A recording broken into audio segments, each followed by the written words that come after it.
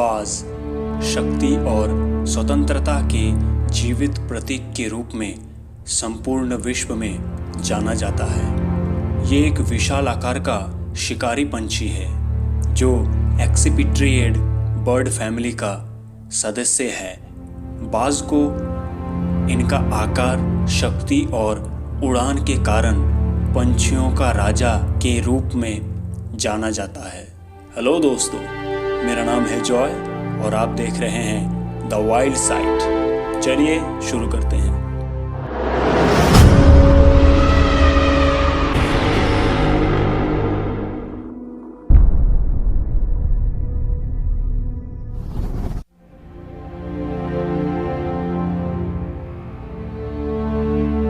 बाजों को अक्सर अनौपचारिक रूप से 4 समूहों में विभाजित किया जाता है। पहला, समुद्री ईगल या मछली ईगल। इन बाजों का प्रमुख आहार है मछली। दूसरा, बुटेड ईगल। इन्हें ये नाम इसलिए दिया गया है क्योंकि इनके पंख पैरों के नीचे की ओर भी बढ़ते हैं और पैर की उंगलियों को ढक देते हैं। और तीसरा, स्नेक ईगल। ये बाज सिर्फ सरीसृपों का शिकार करते हैं। चौथा, हार्पी ईगल या जायंट फॉरेस्ट ईगल। ये सबसे बड़े होते हैं जो ट्रॉपिकल जंगलों में रहते हैं। दुनिया भर में बाज की 60 से अधिक प्रजाति पाई जाती है। बाज के अधिकतर प्रजाति यूरेशिया और अफ्रीका में पाई जाती है। इस क्षेत्र से बाहर केवल 14 प्रजातियां हैं, जैसे नॉर्थ अमेरिका में 2 प्रजाति, सेंट्रल एंड साउथ अमेरिका में 9 प्रजाति और ऑस्ट्रेलिया में 3 प्रजाति पाई जाती है। प्रजाति के आधार पर बाज का जीवन काल 14 से 35 साल के बीच में ही होता है। वातावरण के अनुसार इसका लंबाई, वजन और आकार अलग अलग होता है। बाज की सबसे छोटी प्रजाति साउथ निकोबार सरपेंट ईगल है, जिसका वजन 450 ग्राम और लंबाई 40 सेंटीमीटर होती है।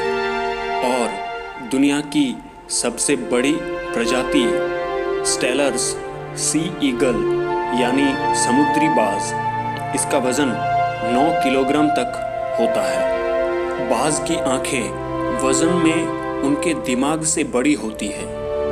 बाज की दृष्टि मनुष्यों की तुलना में 4 से 8 गुना तेज होती है। ये अपने शिकार को 3.2 किलोमीटर से देख लेता है और बाज में अल्ट्रावायलेट लाइट देख पाने की क्षमता होती है, जो किसी भी प्राणी में नहीं होता है। बाज की चोंच इंसान के बालों और नाखूनों की तरह टूटने के बाद फिर से उग सकती है। ऐसा इसमें पाया जाने वाला केराटिन के कारण संभव होता है। कुछ बाज अपने भोजन की तलाश में सैकड़ों किलोमीटर तक उड़ान भर सकता है। सभी शिकारी पंछियों की तरह अपने शिकार का मांस को चीरने के लिए बाज के पास बड़ी मुड़ी हुई चोंच, मजबूत पंजा और शक्तिशाली नाखून होती है। जिस उम्र में बाकी पंछियों के बच्चे चिचियाना सीखते हैं, उस उम्र में एक मादा बाज अपने चूजे को पंजे में दबोचकर सबसे ऊंचा उड़ जाती है। पंछियों की दुनिया में ऐसा कठिन परीक्षण किसी और का नहीं होता है। मादा बाज अपने चूजे को लेकर लगभग 12 किलोमीटर ऊपर ले जाती है और अब दूरी तय करने में मादा बाज 7 से 9 मिनट का समय लेती है। यहाँ से शुरू होता है उस नन्हे चूजे की कठिन परीक्षा। उसे अब यहाँ बताया जाएगा कि तू किस लिए पैदा हुआ है, तेरी दुनिया क्या है, तेरी ऊंचाई क्या है। और फिर मादा बाज चूजे को छोड़ देती है। धरती की ओर ऊपर से नीचे आते वक्त उस चूजे को आभास ही नहीं होता है कि उसके साथ क्या हो रहा है। 7 किलोमीटर नीचे आने के बाद उस चूजे के पंख खुलने लगते हैं। लगभग 9 किलोमीटर आने के बाद उसके पंख पूरे खुल जाते हैं। ये जीवन का पहला दौर होता है जब बाज का बच्चा पंख फड़फड़ाता है। अब धरती से वो 3000 मीटर ऊपर है, लेकिन अभी तक वो उड़ना नहीं सीख पाया है। अब उसकी दूरी धरती से महज 700 से 800 मीटर होती है, लेकिन उसका पंख अभी उतना मजबूत नहीं हुआ है कि वो उड़ सके।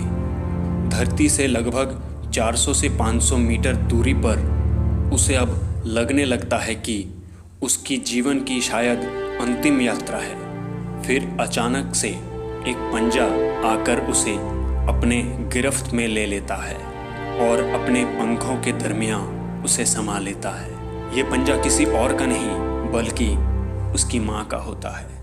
उसकी ये ट्रेनिंग लगातार चलती रहती है जब तक कि वो उड़ना नहीं सीख जाता। तब जाकर दुनिया को एक बाज मिलता है जो अपने से 10 गुना अधिक वजनी प्राणी का भी शिकार करता है।